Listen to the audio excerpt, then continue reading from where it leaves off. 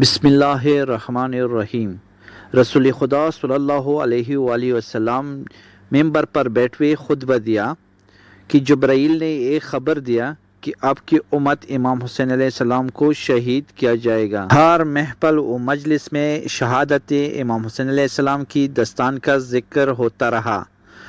لوگوں کی نظر میں یہ اہم مسئلہ تھا اور وہ اس واقعہ کی رہنما ہونے کی وقت کے منتظر رہتے تھے۔ معاویہ ابن سفیان ماہ رجب 20 ہجری کو ہلاک ہوا۔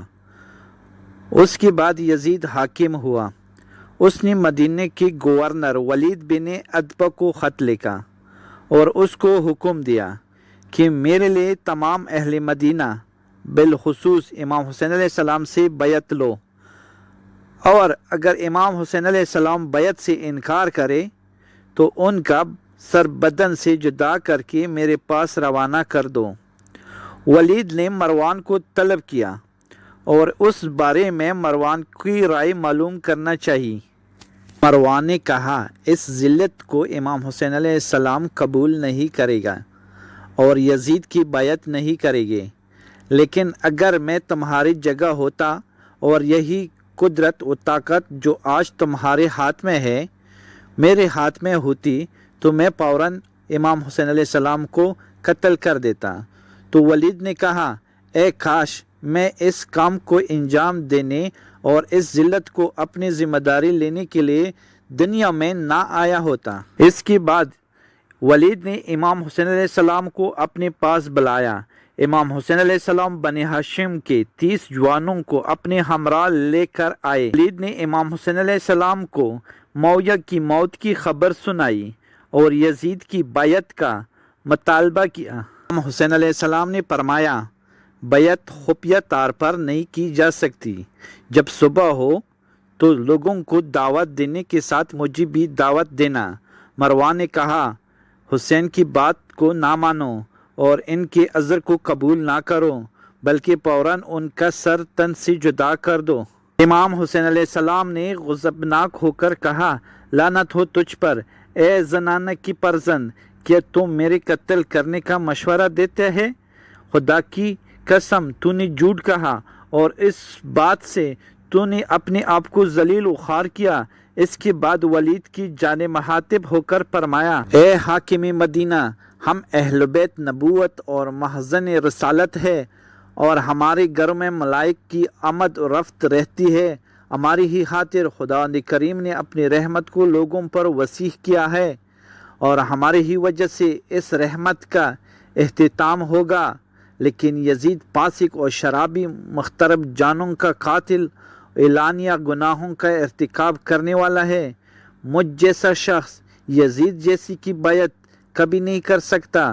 تم بھی رات گزراؤ اور ہم بھی رات گزارتے ہیں اور صبح تک تم بھی اس بارے میں خوب سوچو اور ہم بھی غور فکر کرتے ہیں کہ ہم میں سے کون اس مقام خلافت کا زیادہ حقدار ہے۔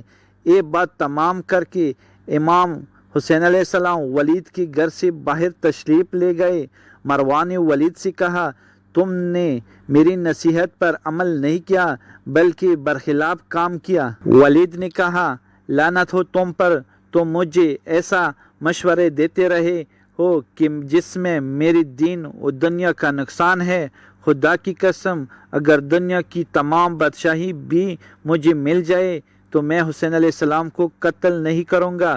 خدا کی قسم میں اس کو گوارا نہیں کرتا کہ کوئی بھی امام حسین علیہ السلام کے قتل کو اپنی ذمہ لے۔ جب خدا کریم نے ملاقات کرے تو اس کی اعمال صالح کا پڑا بہت ہلکا ہو، اس کی بخشش محال ہوگی اور خدا اس پر نظر رحمت نہیں کرے گا اور اس کی توبہ قبول نہیں کرے گا اور اس کے لیے دردناک عذاب ہے۔ وہ رات گزر گئی، صبح طلوع ہوئی۔ امام حسین علیہ السلام حالت سے آگاہی کے لیے گھر سے باہر تشریف لائے۔ مروان نے ان سے ملاقات کی اور کہا، یا عبداللہ، میں آپ کا خیر خواہ ہوں، میری نصیحت کو سنیں تاکہ سعادت پائے۔ امام حسین علیہ السلام نے فرمایا، تیری نصیحت کیا ہے؟ بتاؤ کہ میں سنوں۔ اس نے کہا کہ میں آپ کو نصیحت کرتا ہوں کہ یزید بن معاویہ کی بیعت کر لو۔ کیونکہ یہ تمہاری دنیا و آخرت کے لیے بہتر ہے۔ امام حسین علیہ السلام نے فرمایا انا للہ و انا الیہ راجعون۔ اب دین اسلام کو الوداع کہہ دینا چاہیے کہ جب امت پیغمبر کی خلافت و بادشاہی یزید کے ہاتھوں میں ہو، میں نے اپنے جد امجد رسول خدا صلی اللہ علیہ وسلم کو یہ فرماتے ہوئے سنا ہے کہ ابو سفیان کے خاندان پر خلافت حرام ہے۔